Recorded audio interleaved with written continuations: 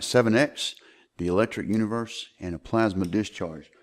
Before I get to my guess, I want to read a couple of things for you to set this thing up because, I feel like Enoch in the past 3 days, what you has been revealing to me about this electric universe thing and what actually happened with Siding Spring when it came in close approach to Mars. So we're going to be talking about those things and what is the possible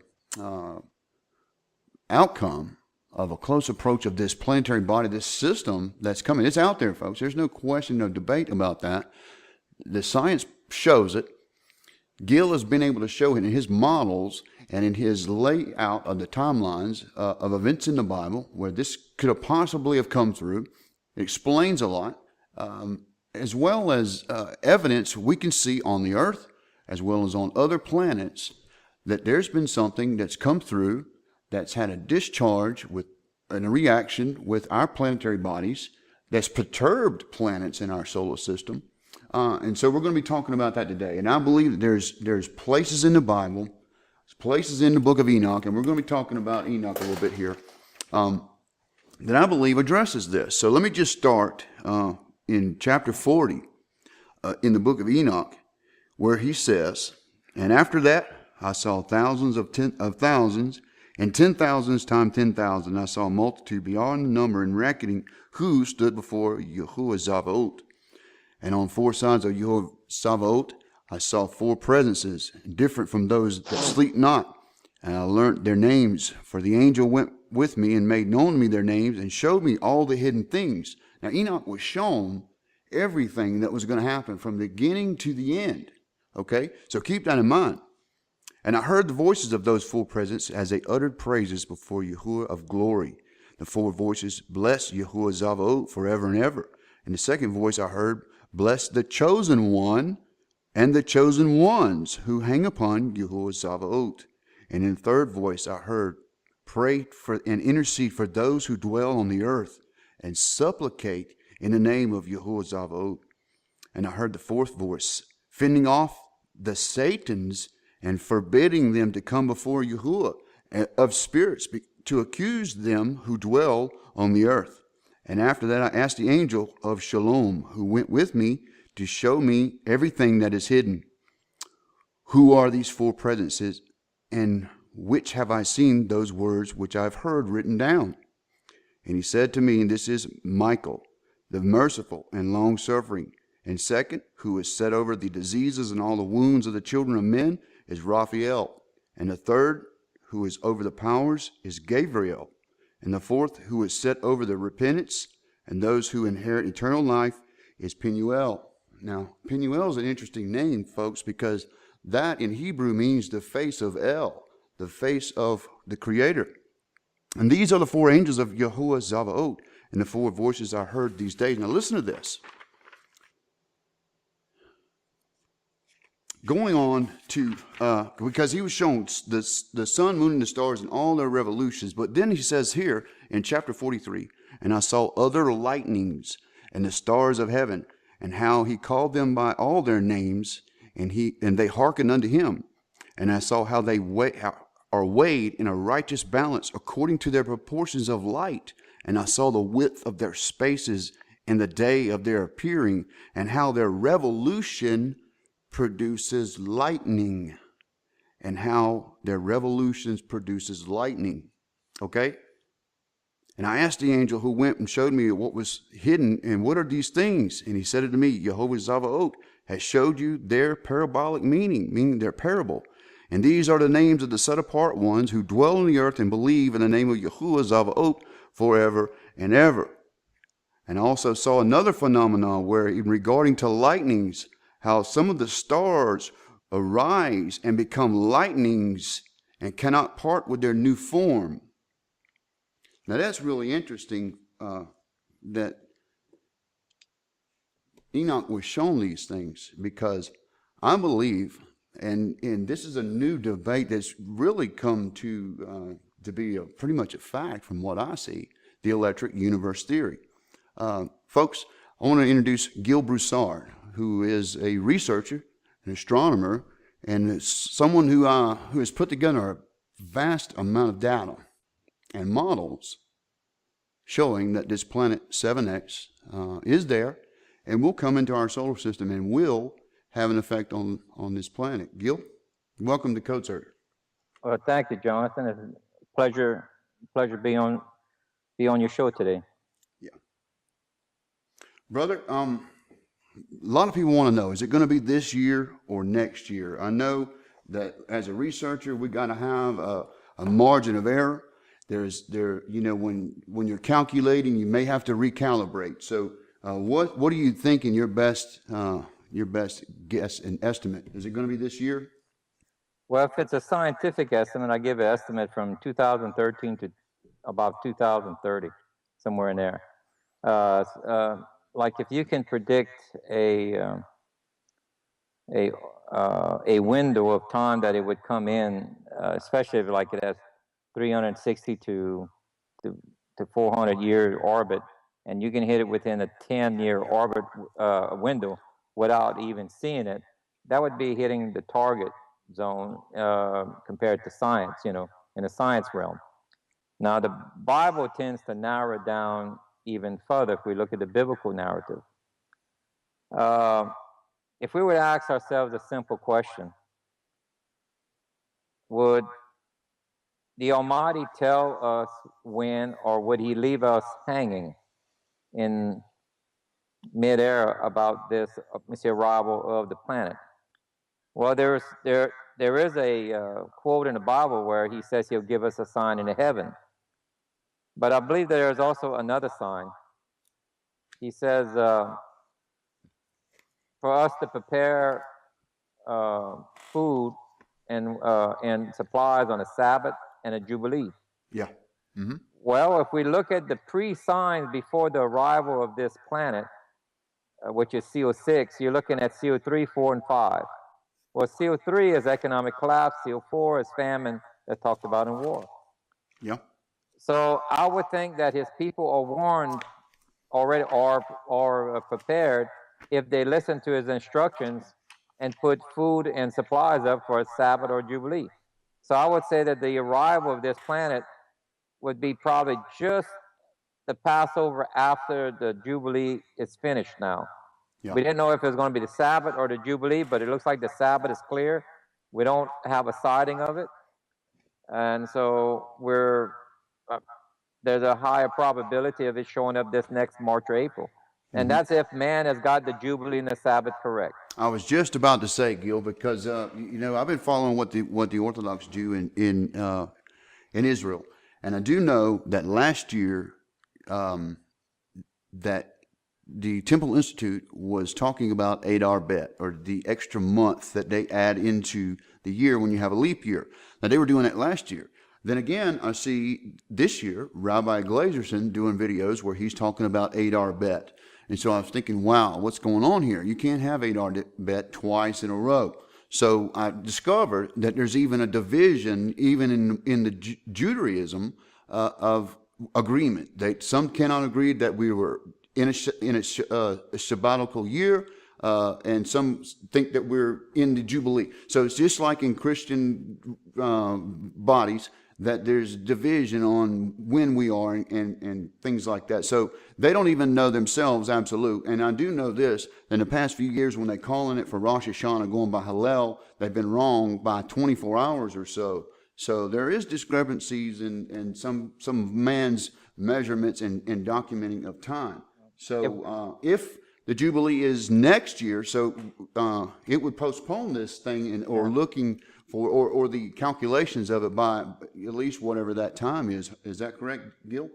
Correct. If we stick with the biblical narrative and don't allow man to make any changes, in Psalms, when Isaiah is speaking, this was during the time of Hezekiah, when the shadow went backwards. Right. The calendar year changed from 360 to 365 and a quarter days. And Isaiah writes in Psalms, because Psalms is actually, I think, 4 or 5 books. It wasn't all written by David. And Isaiah writes down that now the seasons are attached to the sighting of the new moon. So that's what we're supposed to be following, not Helia, that Yeah. that rabbi that changed the method and Yeah. going to a straight counting method, Yeah. because they're not using a lunar and waiting for the ripeness of the barley as it's been instructed in the Torah, because you're not supposed to use old grain. So so there is a discrepancy, even the way people look at the moon, whether or not it's if you look at the old way of looking at a new moon, it was the first sliver of light, and there's an argument over that even. So if we have things right, and that's the only thing we can do, because we didn't live through it, we don't have it documented for our personal. We have to rely on others. So if we do have it right, then I would expect it possibly this next March or April. Right.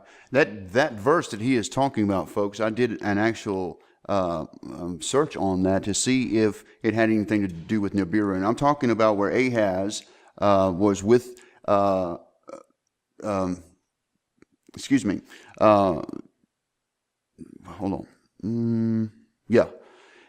Hezekiah, excuse me, I don't know why I said Ahaz. I'm trying to think of too many things at one time. What he just said, when the sun went back on the steps, this is the actual verse right here that you see. This is Isaiah 38:8, and it runs right through the word Nibiru, which is standing vertical in that. Also, I found the year in here, 2016, written backwards. So, what I did with Gill's timeline is I tried to go and see if I could find any correlation with that timeline. And this is one data point that hits spot on to that point. What he's talking about is when time went back 10 degrees, it went up 10 steps, as he's shown in his chart. Here it is in the codes, just as he said. It even gives a year, which is 2016, written backwards right there, Gil. I just kind of want to interject that because this proves with Bible code. Let me help you out a little bit on that. Okay. Several other countries at the time changed their calendar within the next 5 years of that, because all of the other countries at that time had a 360-day year. Now what happened is that this planet passed close enough to Earth where it caused us to tilt, which is the shadow going backwards on steps. I know in the King James it says a sundial, but that's not what it says in the Hebrew. The shadow went back on steps. A north to east swing would not have worked. All of the oceans would have emptied out onto the continents, and there's no mention of that. But a north to south tilt of 26 to 28 degrees has been proven 3 to 4 times in the Bible. And it passed close enough to where it drug Earth outward slightly, which would increase its diameter around the sun, giving us a longer period of year, which would give us 365.25 days. And this is documented outside the Bible in secular history, in several cultures, that everyone had to change their calendar to 365.25 days. Yeah, So, and I like how you did that, Gil. I'm actually flipping through your charts now, looking for the chart that shows Hezekiah's steps. I can show you the diagram right now. I have it in front of me. Okay, If you want. that would be even better because I'm kind of stumbling through it. Okay. Let's see right here. You able to see this or not? Yes, we are. Okay. Let's see right here. Hezekiah. This is Hezekiah right here. And that's what he's talking about, folks. And that is what I just showed you in the codes, that it's encoded there. And not only that, this is pulled from one of the tables that Rabbi Gladerson did, because he showed you one that had added numbers, where it says, "I will see him, but not now; observe him, but not near. A star shall come out of Jacob; a scepter shall rise out of Israel, and shall smite the corners of Moab, and destroys all the sons of Sheth. And we're talking about the same thing here. This planetary body is the hand of the Creator. I mean, He created the universe. So it is His prerogative, it's His will to use whatever He does that will bring judgment and destruction. And the Word actually confirms it, folks. It's the same way that He uses the moon and the sun to give us, it's a tool that He created, whether it gives you a blessing or a curse. Because remember when Joshua's long day happened, he used this to give them extra 12 hours to destroy their enemy. And it was a blessing to him. And only the meteors fell only on the enemy. None of the fiery hail fell on Joshua's men. So this item can be as a curse or as a blessing. Now, since I've made the charts, there's a new archaeological find that verifies what I'm saying. Hezekiah's seal? Yes, you see the seal right here on the side there. Let's see if we can find a larger picture of this right here. This is Hezekiah's seal. It's found just recently, and it shows a winged disc. Now, a lot of people say, "Oh, well, that's a pagan symbol." All right, and what I was just trying to tell you before we had the little glitch there is that writing that's on that thing is Paleo Hebrew. So that's an amazing find. Correct. It's I think it's one of the only seals that they've ever found for Hezekiah. Wow. And that was just recent that they just found this, huh? Yes. It was a find that they didn't expect. They found it in the when the Muslims have cleared out some of the area. Well, actually, it's the southeast corner of the Temple Mount, off of the corner where around David's area, where they had I think a fire. Yeah. That burned a lot of scrolls, and what it did, it fired the clay, making it very hard, and that's how come we have it still, because the fire had to make it into a pottery, basically. That's amazing. Yeah, that is amazing. So, I mean, we got, and as he said, there's documented evidence with the Chinese and with the Nibiru disc that was found in Germany. I mean, there's all around the different expressions of different cultures have seen this thing.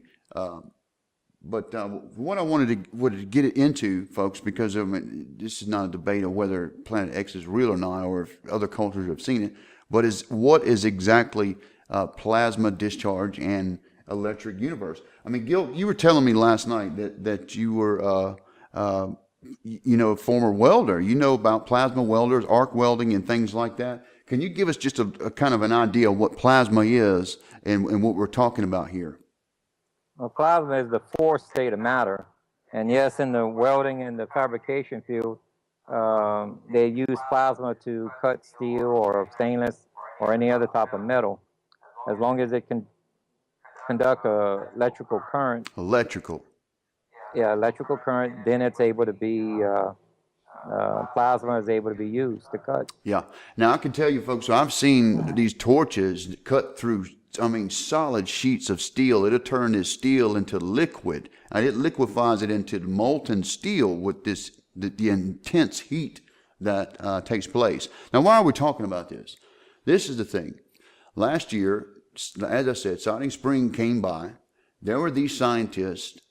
We were following in the codes, and there were these scientists at the observatory Siding Spring in Australia, and they were talking about the electric universe. Now, they were expecting a static discharge, a plasma discharge. They were not expecting a deep impact, which I had called it that way based on the word collides in the codes. We had also found plasma discharge. Now, I had no idea what that was. Paul Hansen at the Siding Spring Observatory asked me. He said that he had talked to those scientists, and they were curious if I was searching the codes, if plasma discharge was there, because that's what they were looking for. We found it. No direct hit on Mars. And so I can Yeah. Go ahead. I can play the video if you want to. Then I can play the video to show it to the audience if you want. Yeah, that'll be good.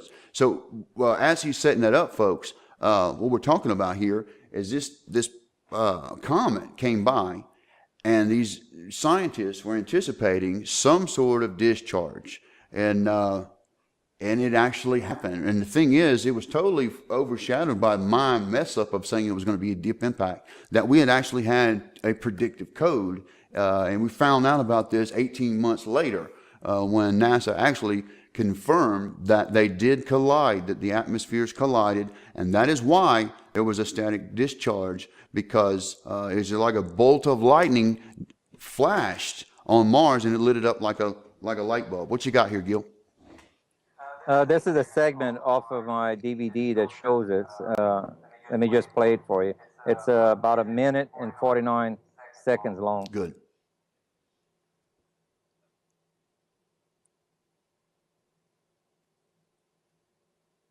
We don't have sound on this end, Gil, on this. Here we go. That'd be electrical Okay, hold on. astronomy and physicists. There we go. We got it now. Physicists made a prediction just recently that when comet sighting springs pass near Mars, that if their theory that the comet tail was plasma, that'd be electrical discharge between the comet and Mars, and that's what we observed. Observation like that is science-based. I looked into comet sighting springs passing by Mars that would confirm this theory. NASA was providing a live feed during its arrival back in October 2014 of this encounter between the two bodies. When it got a little too close, NASA cut the feed to this much further out angle. As you can see, this image is not all that great. Fortunately, I was able to find another angle from a different available video. I remember when they cut the feed to it too, because we were following this really intensely. Professor of medical sociology. He was located near on Mount Tide National Park, Tenerife, Spain. He was able to record this interaction between sighting springs and Mars. What you're seeing is Mars light up like the sun after comet sighting springs' tail passes by, almost like that of an electromagnetic pulse. There was no major news media that covered this interaction. The only and closest article that I could find was given out by CNN titled "Comet Sighting Spring Buzzes Mars, but NASA orbiters and rovers are safe." Yeah. Nothing else was talked about. I was a little disappointed, Gil, because it was clear that we had in the codes plasma discharge. Then they actually film it, and it actually happened, and nobody talks about it. It wasn't a big deal in the electric universe, field where it was just flooding the mainstream. But I do remember, and I don't know why we got two pictures of me. Oh, you're showing a screen of me. Anyway, what we're talking about, he had a great graphic up in just a second. I'm going to show you. Here it is. This is what we're talking about here, folks, the plasma discharge. As this planetary body, it doesn't have to be a planetary body like Planet 7X. This happens with comets. It happens with large rocks. Anything that has the charge, it will interact with planets. Now, the thing about it is, we've seen it happen on Mars. We've caught it on film. It's happened many times. There is evidence on Mars, and I'm going to bring up a picture here of Mars and the scars there, because this is what we're looking at happening when this comet comes by. It strikes the planet like a lightning bolt. Now, there are times, and you can see from the Marianas Trench they have here. I don't remember the exact science word for it, and I shouldn't be slipping on that. But this trench that we're looking at now, and you can see the strike point of where that happened. Now, Gil's got a graphic that we're going to look at in just a minute of Northwest Africa of the same kind of thing. Now, here's the theory. If Planet 7X has come by the Earth, and it is believed that there has been a plasma discharge before, at least 2 or 3, maybe 4 times on the planet. This is one on Mars. Now, I want you to look at the way it is, and I'm going to put at the bottom of this video a couple of videos that I want you to look at about this scarred planet. That's what the video is called, and what happened here, because this plasma, like a torch, cut across Mars and gouged out all of that material and displaced it somewhere else. Now, that is amazing, because what you're looking at here is many times larger than the Grand Canyon. You can see a pattern here of a spiral. You can see how it spirals this way and back out that way. You can see the same pattern on the Earth. Gil's got a graphic and I've got one. I'm going to pull the one I got up first, and then Gil, I want you to pull up that one with Northwest Africa and show that.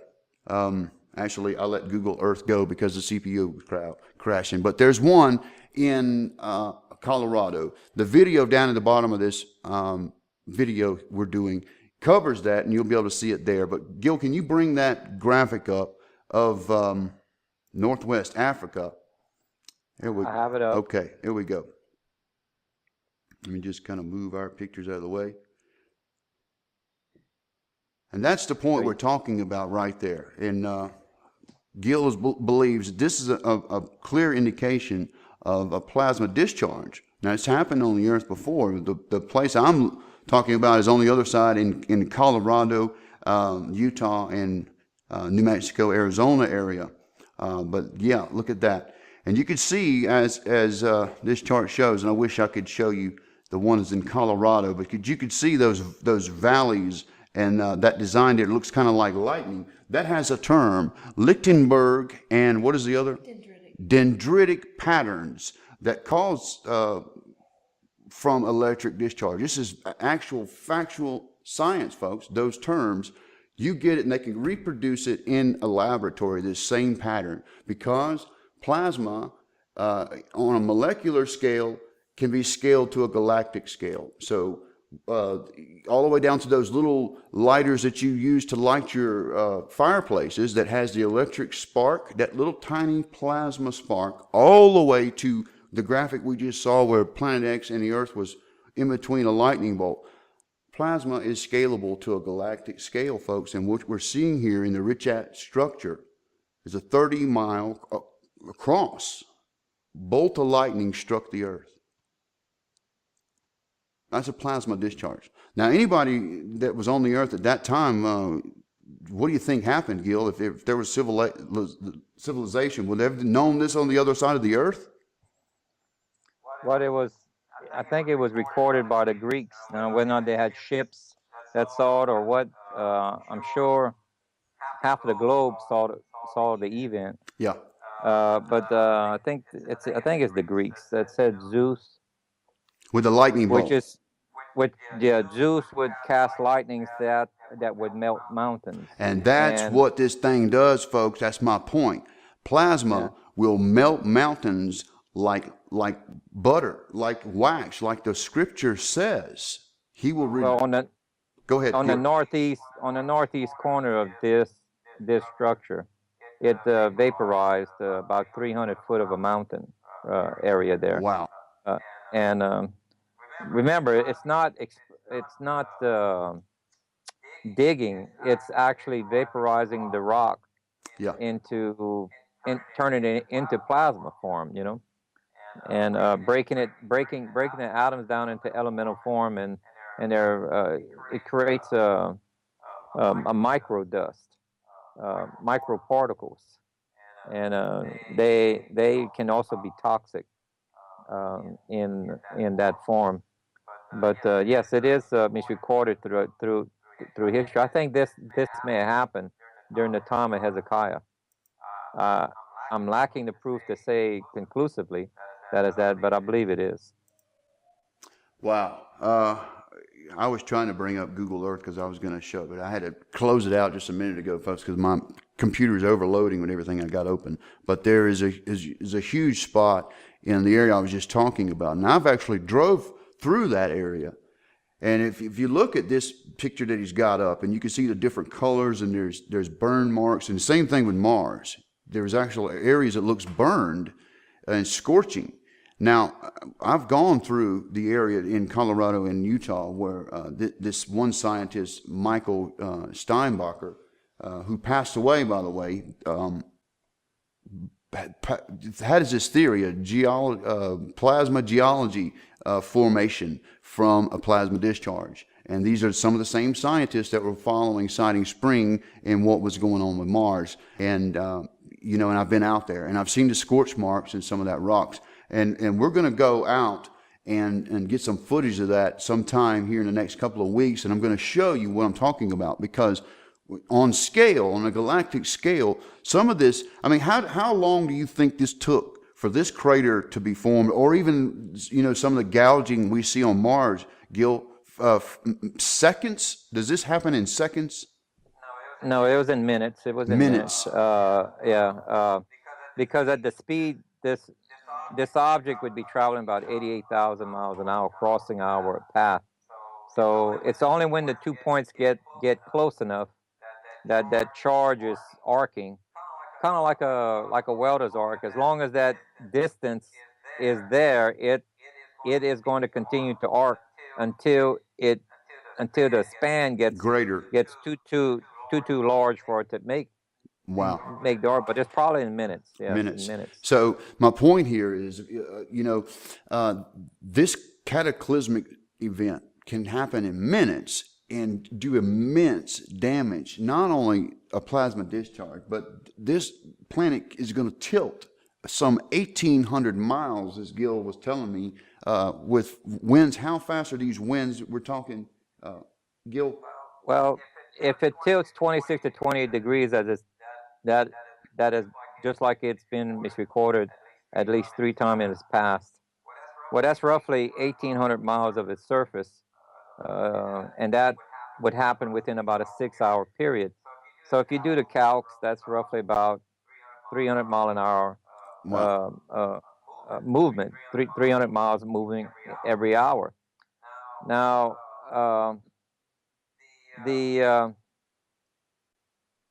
because of terrain, the winds on the continent shouldn't be as high as that. It should be anywhere from 150 to 300, somewhere in there. But on open oceans, you're going to have extreme high tidal waves, as well as the movement of the Earth moving in the direction that it's not used to. You have extreme flooding happening. It won't be a more or less tidal wave, but be more like a surge of water that will go 300 to 400, 500 miles inland in a north to south direction. Wow. I just wanted to read, Gil, as we were talking earlier, chapter 7, verse 1 of Revelation, where it talks about 4 angels that are dispatched to the 4 corners, and they are holding back the winds. And it says here, and after these things I saw 4 heavenly messengers standing on the 4 corners of the world, holding the 4 winds of the world, that the wind should not blow on the world or the sea or on any tree. That sounds like the planet actually stops when that happens. So we're talking about reversing its direction, or just stopping? When we start to enter the tail of the plasma, remember the plasma of the there's 3 tails basically on a comet. There's your debris field that follows the direction of its movement, the path of its movement. Then there's a dust trail, and then there's a plasma tail. The plasma tail always points opposite of the sun. The dust tail is in between the plasma and the debris field. So when this gets in between us and the sun, well, then the plasma is hitting directly Earth. It's causing like an eclipse, a darkening of the sun, but we're entering into the plasma. And this would take about 24 to 28 hours for us to clear that plasma stream. So as we're entering deeper and deeper into that plasma, our rotational speed is slowing down by 3.5 to 4.5%, compounded hourly. Within a 24-hour period, Earth will come to a gradual stop, completely stopped in its rotational. And this is where the astronomers, because they are using a gravity model and they're not using the physicist model, this is where they'll make the prediction of the wrong half of the Earth being hit. They will predict Europe, Asia, and Africa side of Earth, which is 2/3 of the continental crust. But after a 12-hour rotational delay, it causes the other side to be hit, which is North and South America. As the biblical text says, 1/3 of the grass, trees, and later it mentions a third of the rivers. Yeah. North and South America is 1/3 of the continental crust. Only 1/2 of the globe can be hit by a meteor shower at any given time because it's spherical in shape. There you go. You know, and there's several places in Revelation, folks, and I've been one that follows wormwood. Now, wormwood has a connection to this planetary body. I can't say that it is wormwood, but I think it's the cause of it. And I think it's the what brings in this because we're not just talking about just Planet 7X. I mean, there's other bodies that are with this, right, Gil? Or am I hearing that wrong? Are there other planetary bodies with it? There is no data to support that at the moment. Really? Now, that doesn't mean that it doesn't exist. It's just that I can't say it because I found no supporting data to support such a claim. Okay. The Chinese had a very good look at it. I mean, it didn't come as close as Hezekiah. Neither does Hezekiah or them mention multiple objects. Okay. So if there is, they're very small, and there'd be a moon, not planet, because this is not a solar system, as some say. Because if this was a star, let's say, a dwarf star, we wouldn't be here right now. Because it's already come close enough to tilt us 3 times. It would have captured us and drug us right out into deep space. It's a planet. Wow. Similar in magnetic field as Earth would be, and opposite poles attract. I have a graph that shows this. So it's like 2 magnets pulling on each other. Yes, opposite poles attract. That's why it won't flip 180 degrees. It's not the way magnets work. They will attract. They will tilt towards each other about 26, 28 degrees. Wow. The only way that it'll go even 90 degrees is if they would almost touch. Because they are apart, they will only come to one part of that tilt. About 26 to 28 degrees it has happened. Interesting. Happened in the past. Interesting. And because of this rotation, if you look at my chart that I have up, my graph, you need to be at the pivot point.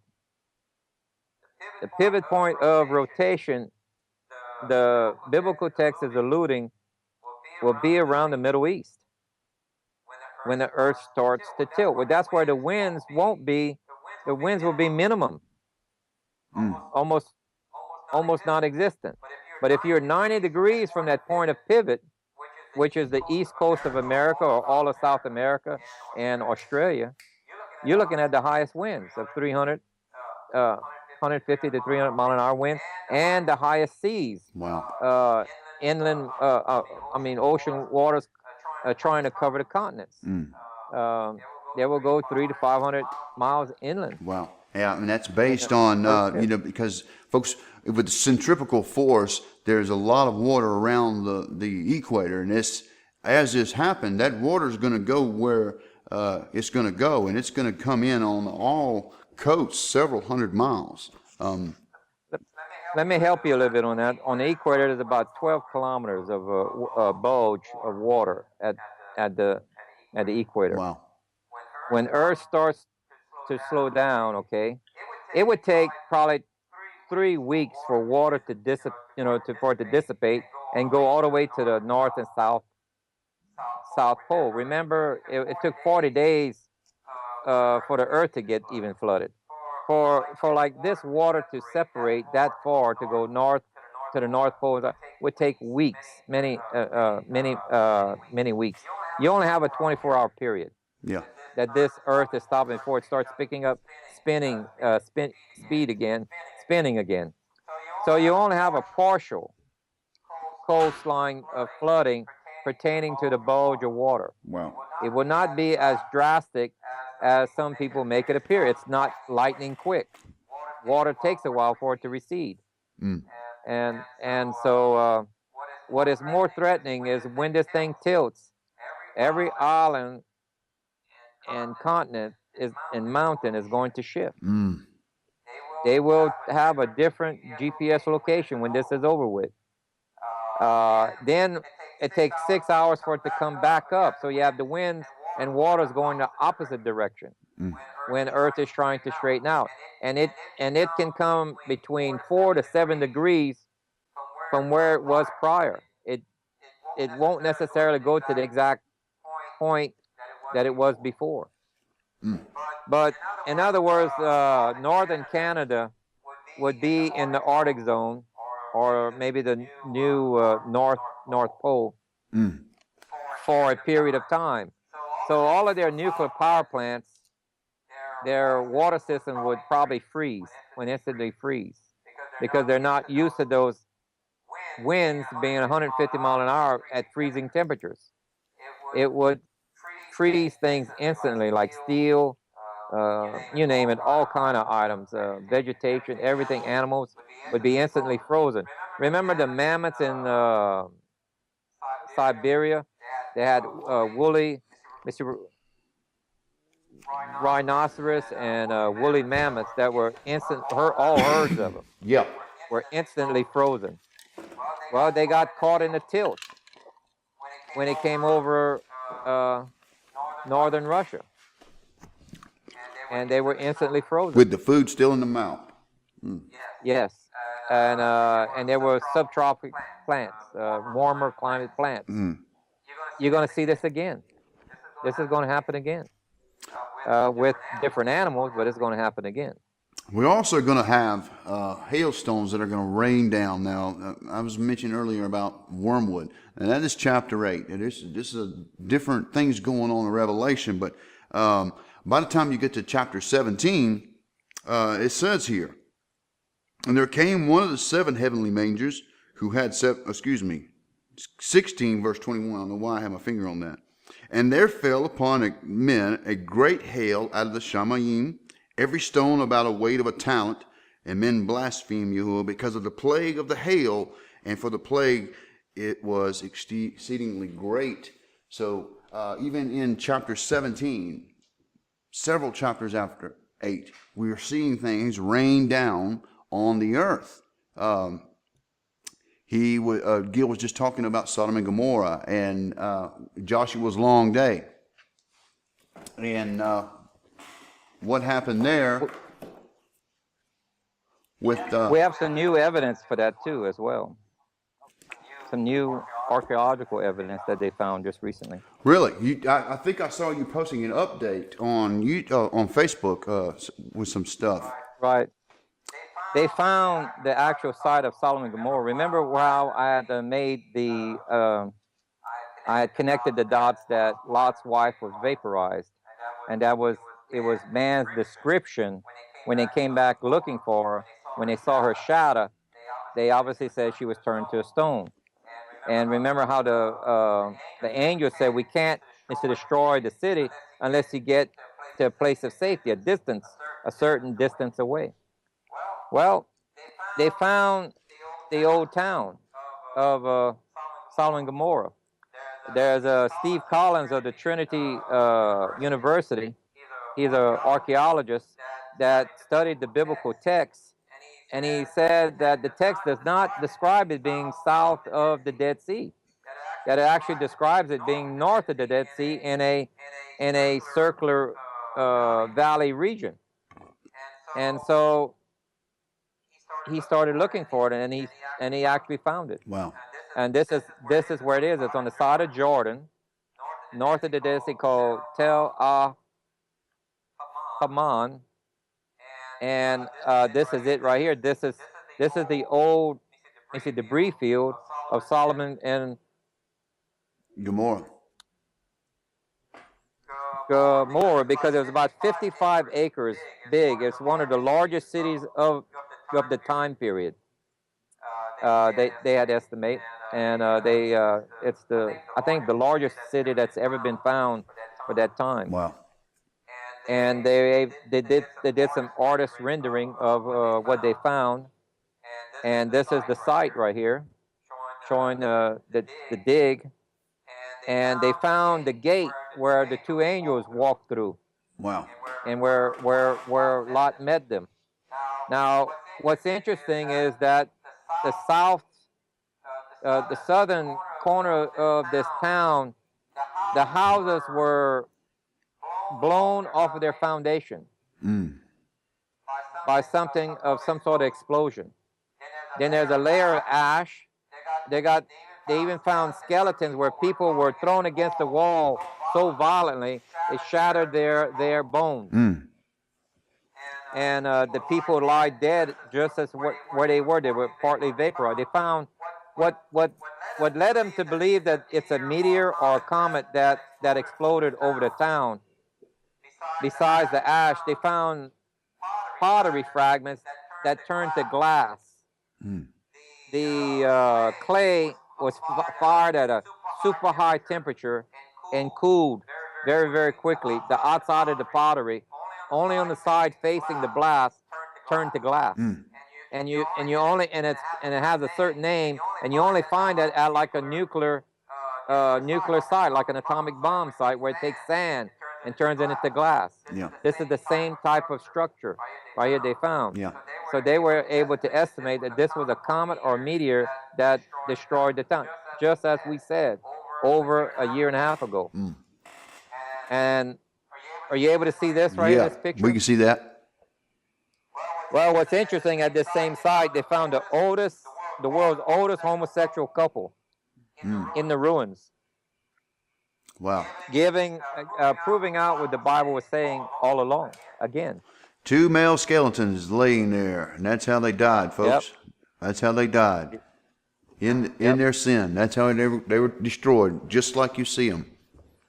5,000-year-old. So most people made a grave error in not taking the biblical stories more factual. Maybe we were lacking some of the science to explain this about 15 years ago. Because 15 years ago, we tried to do these calculations. We would fail because we used a gravity-ruled universe. Yeah. Gravity-ruled universe doesn't calculate well at all. But the plasma or electromagnetic universe, all of this is calculating correct. Yeah. And they didn't know the science. Okay, only with a gravity-ruled universe, a magnetic-ruled universe, can the Earth tilt, and that the plasma tail can cause the Earth to slow down in its rotation. All of the symptoms that they said right here in the storylines prove out with the same model. The same model we found in the Chinese, Japanese, and Korean records. We do an overlay to the biblical records, and it proves it out. The model is exact. Yeah. I've seen them, and I could see where you put a lot of time in researching this and looking for the evidence there. And that's what I was talking about, looking for the evidence of this coming by before. We're seeing in the Bible, we're seeing places like Northwest Africa and places in the Southwest where is apparent there's some sort of plasma. And I said on a video promoting this interview last night about the Grand Canyon and how I felt like it was probably created in a matter of, I said seconds, but as you said, it probably was minutes that all this gouging and plasma discharge takes place. This blows out of the water the evolutionist theory that the Earth and everything took millions and millions and millions of years to develop.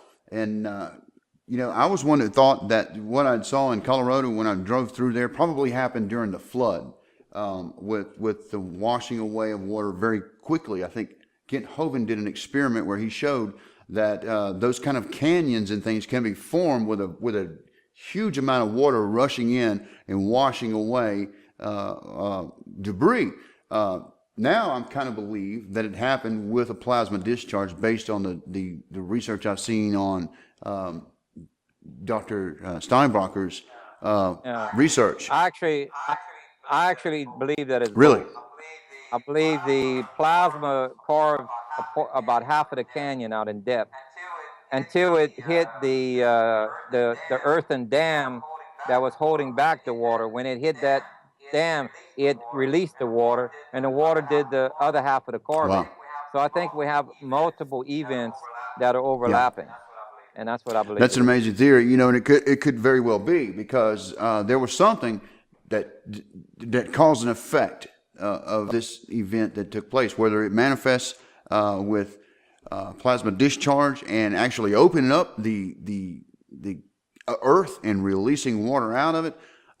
You know, only Yahuwah knows these kind of secrets, but we're seeing the scientific evidence of biblical truth in this, folks. So, you know, and I know they've been talking about Nibiru and, you know, all the Anunnaki and all that stuff with Zechariah Stitchin, but don't let things convolute the facts of what's going on here, because you will see that in everything. Even when I'm doing Bible codes, you'll have others that will come in to sow misinformation or to bring their own theories or opinions to it, and they, you know, and it kind of dilutes what I'm doing here, or you know, even when they're showing things that are not necessarily thought out or researched, and it seems to contradict. That is the whole plan, and I think that's what we got with Zechariah Stitchins and his interpretation of the Sumerian tablets about these Anunnaki. Now, I'm not saying there weren't some Sumerian tablets.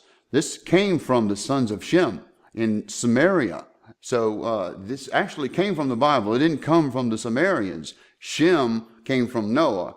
The Sumerians came from Shem. So they got the flood story from Noah's son. There wasn't, because some people say, well, how do you got the Sumerian text outdates the Bible? So how do you reconcile it? That's how.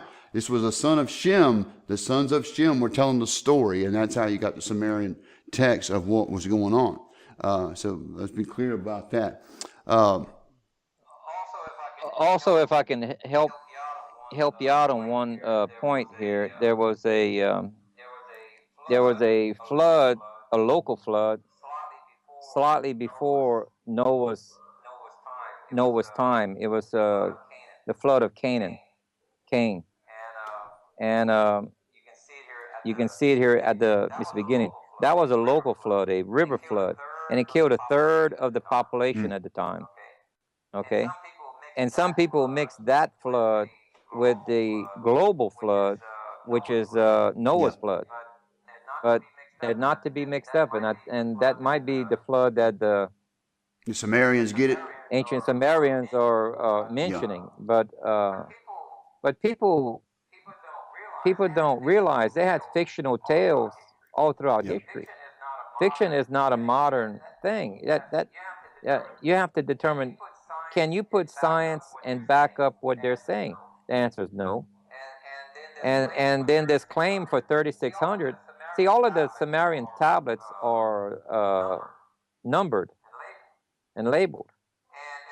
And it's quite easy when you find something important that say on tablet such and such, on the right, left corner, or whatever, that it says this.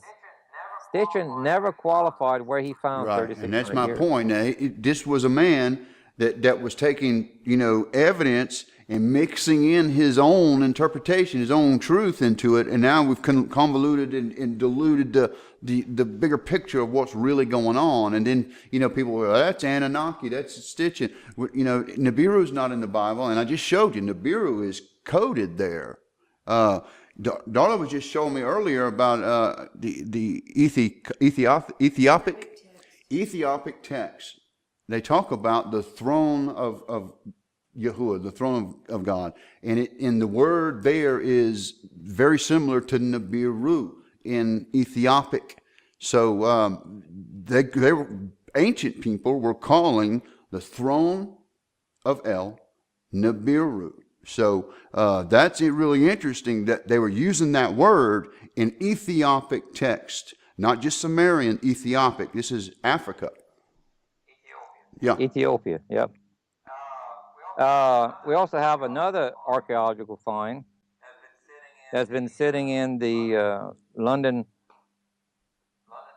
Museum, I believe, for many centuries, and well, at least a century or so. And this was during Babylon.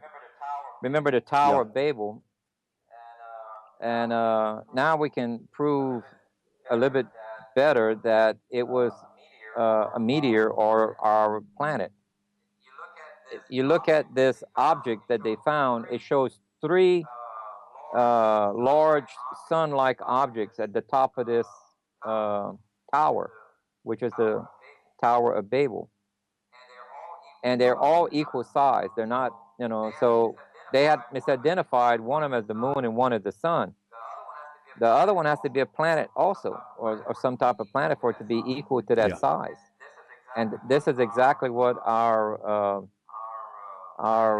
planet X, 7X, would be looking like if it was at a given distance. And there's three sun-like objects right there. Because the moon and the sun are equivalent in size visually. And that's the only thing that needed to represent here is the other object was also visually equal to the same size. And they show it in this clay tap because it was important. Something happened. That's right. That's right. And, So that's a good point. So other civilizations are documenting in the way that they could, and has brought this evidence of something that's happened that you can show a pattern and measure and test. Like Gil was saying, if you could prove it in a laboratory, that's science. So that's what we're talking about here, these patterns of these models and the evidence of these clay tablets, of discharges on the earth, all these things that we put together to surmise what may be coming. What's interesting, John, is I think you also know ancient Hebrew, don't you? Yeah, my wife studies and knows Paleo Hebrew. She's very fluent in that, and she's teaching me. But I'm in biblical Hebrew, okay. So it's yeah. All right. Well, the first letter to Hebrew alphabet is the Aleph, and it was represented in ancient Hebrew as an ox head, with an ox with horns. Right. Well, remember Nim. Now you also know that Aleph represents the Almighty as well, like a mighty figure. Another. Well, look at the crown that's on Nimrod in this picture right here. It's a crown with horns. Sure is. Representing that he's the Almighty. He's wearing the crown of horns, as it's represented in ancient Hebrew. So the symbolism there also represents something pretty important. Yeah, and I'm glad you had these slides and stuff together, because my equipment wasn't cooperating, but we prevailed in this. Gil, you got any other charts you want to show us? Because we're coming up on a time limit now. Okay. One of the other ones I wanted to bring to you attention was there's an ancient city found off the west coast of Cuba that it's submerged under 2,300 feet of water. And they can't explain how that city got there. Well, if you look at what my model on what I showed on how Cuba used to touch the southern part of South America and the tip of the Yucatan, these are either Aztec or Mayan ruins, which are now part of the western part of Cuba. And they won't be able to explain that, not in the level, like how did it get there that deep? Because after the crater, it simply collapsed. The edge of the crater collapsed a little bit, and that town went further down in depth. And so we can piece together enough evidence that puts all of this together. And just like I was telling you earlier, that the Gulf of Mexico is the world's largest crater, and the only way for life to exist with such a large crater, because there's two levels of heat. There's a frequency that goes out that vaporizes all carbon molecules. Well, that's animal, plant life, and humans. The only way that this crater could exist is if it was under flooded Earth conditions, because it would absorb the Excuse heat. me. Wow. And this is the only other way that the moon could be formed. You can look at the moon right here at the bottom. It shows how it's pieced together in big layers. 71% of our continental crust was knocked off on the opposite side of Earth, and that's where the water receded. The water receded that made our ocean. Wow. And the only way that life could exist is if the Earth was flooded and Noah was on a boat. So you have a logic triangle you can't beat. Each one of those 3 to 4 points had to exist simultaneously for that crater and that impact, and for the moon to exist. Yeah, and I know from watching the research I was looking at last night about Mars, they suspect the same kind of thing with Mars, that a lot of, like Phobos was a part of Mars, that it was actually gouged out with a plasma discharge and now is a moon, that there was crust actually removed from Mars. The top hemisphere is less dense than the bottom hemisphere of Mars. What's interesting about 94% of all of its craters, you see the impact, is in the southern half of Mars. Right. And that is because the southern half crossed the debris field. Not the entire planet crossed the debris, only the southern half. And now it's at about a 1.5 degree higher orbit because it bumped into it. You can see the bruise where it bumped into it, a perfectly concave bruise, if you want to call it. Yeah. On the opposite side of that Wow. scar, you can see it. Yeah. So heavy things to consider, folks. Not trying to spread fear here. I'm trying to be, truthful with you. I mean, the government are digging tunnels. They're making preparations. You should be making preparations. Do not listen. I'm all for a rapture, but don't depend on that being your only option. You need to prepare for terrible things coming on this earth. Okay? So it's not about trying to scare people. It's being real with you. There are real things happening in this world that can be confirmed, that can be shown in the codes. And the codes are just recently, we're batting 1,000 again, based on the information that came back. The codes showed it happened. It's also showing that this Planet 7X, Nibiru wormwood, is very real, and it's out there somewhere. They're chemtrailing and trying to hide that from you. You need to wake up. Gil, you got anything else before we close out, brother? I'd like to mention that wormwood is actually a large meteor that hits Earth on the second event, 152 days later. Okay, that is from the debris field. Okay, that's why it's the size of a mountain, because the planet is many times larger than a mountain. Okay, so that's in March, the planet passing, but 152 to 150 days later is where wormwood hits the Earth. It hits it so hard that Earth wobbles like a drunkard, like a hut in the wind, and every island and mountain. That's Isaiah 24, folks. If you want to go and check that out, and I'm going to compile all the scripture that I think pertains to this event and day in another broadcast. But Gil, thank you for being my guest today and giving us some information and updating us, folks. Gil's been sick and took the time to do this with me, and I really appreciate that. Gil, thank you, brother. Well, thank you for having me, and it's a pleasure. All right, GILL BROUSSARD, everyone. All right. Bye-bye, Jonathan. All right, so that was GILL BROUSSARD with us today. Folks, we're looking at, again, Mars, the surface here. Now, the reason why I'm taking the time at the end of this video to splice in what I wasn't able to show you on Google Earth. Also, because I want to read a couple of other things in Enoch that pertain. And I know realize that some of you may have not read Enoch. So there's some of this that you possibly are wondering, why is he talking about Enoch? Guys, Enoch was shown everything that was going to happen. He makes mention of some things that go hand in hand with Daniel and Revelation.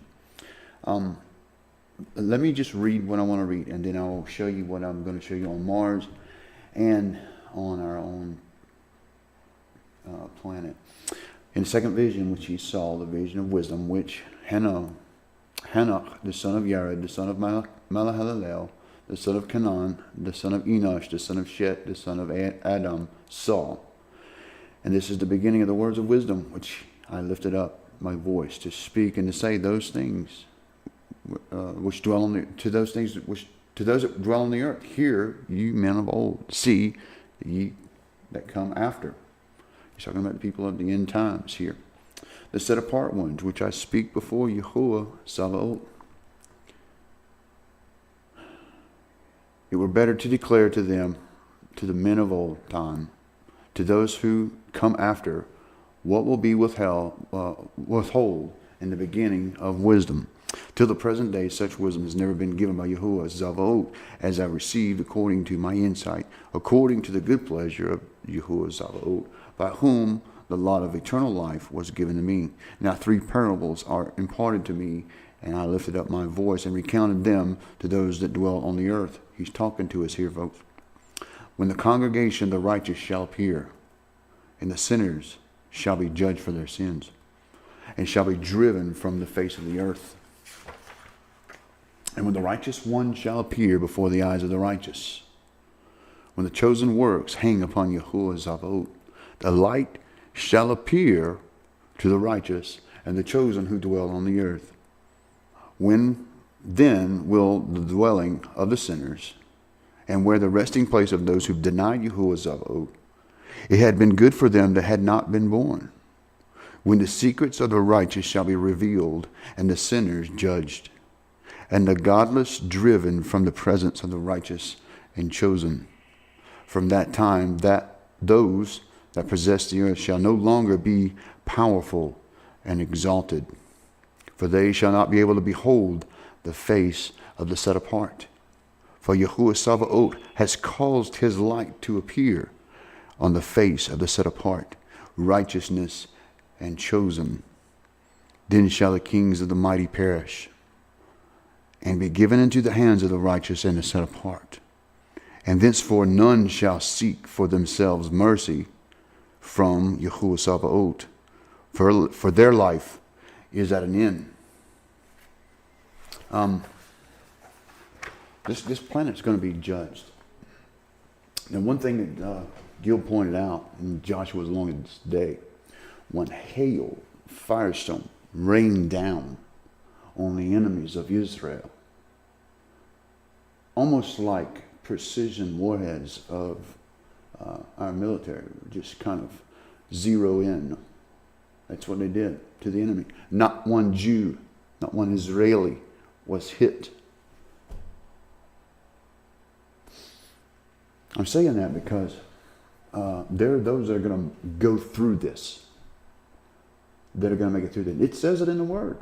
It says it in the Word. It says 2/3 of the earth is going to be consumed by fire. Go and read Isaiah 24, folks. It hasn't happened yet, and it's coming.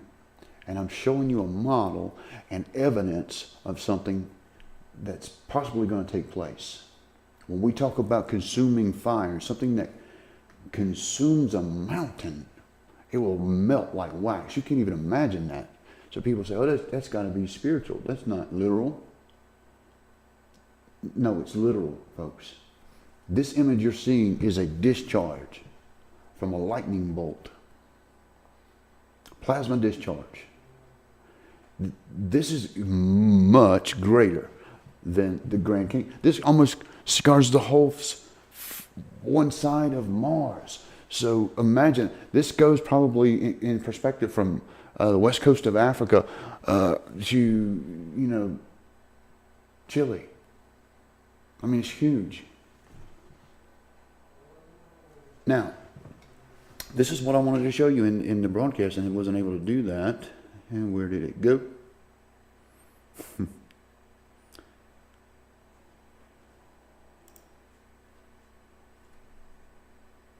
Right here, Google Maps. This area right here, folks. Now, I want you to see, and then this may not make sense unless you watch the Thunderbolts documentary, because these patterns that we're talking about, the Dandridge and the I should have wrote the Fruchtenbaum, I think it is. Patterns. Anyway, you'll see in the documentary, these are the same patterns. It's the very same patterns in Mars, particularly this scalloping that happens right here in this area. There's this scientist that you'll see talks about this particular scar. And this is scarring on our own planet. Excuse me, our very own country. And I think some of you are going to be surprised at where this is, because I haven't revealed that yet. Visually, I did in the broadcast here, but you can see it's a round area. This is absolutely, in the scientist theory, this is exactly where the plasma bolt struck, and it dragged, so it pulled, and all of these tributaries and things like that that you see happened in a matter of minutes. All this stuff, and it can be replicated in a laboratory, folks. This is not science fiction. This is real. This area, and all the mountains, all the valleys, all the canyons, all of this, for hundreds and hundreds and hundreds of miles, happened with the hand of Yahuwah when he caused plasma to rain down. This is the fire of Yahuwah. Okay? So I'm going to back it out just to give you a perspective of what this is. This is the four corners in this area of Utah, Colorado, Arizona, and Mexico. So what are you saying here, Code Searcher? All of this patterns you see here, this leoparding pattern, all the way down to where, and you can see this circle there, and this bleeding off to one side. All of this can be replicated to scale in a laboratory with plasma.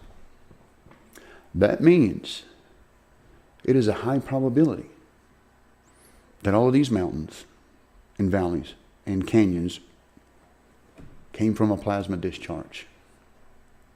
And it even has the spiral pattern on Mars that I showed you before. And let me show you. If this is the central point, and you'll see this as well in that documentary, the spiral pattern goes up and this way and back down and that way, like a spiral galaxy.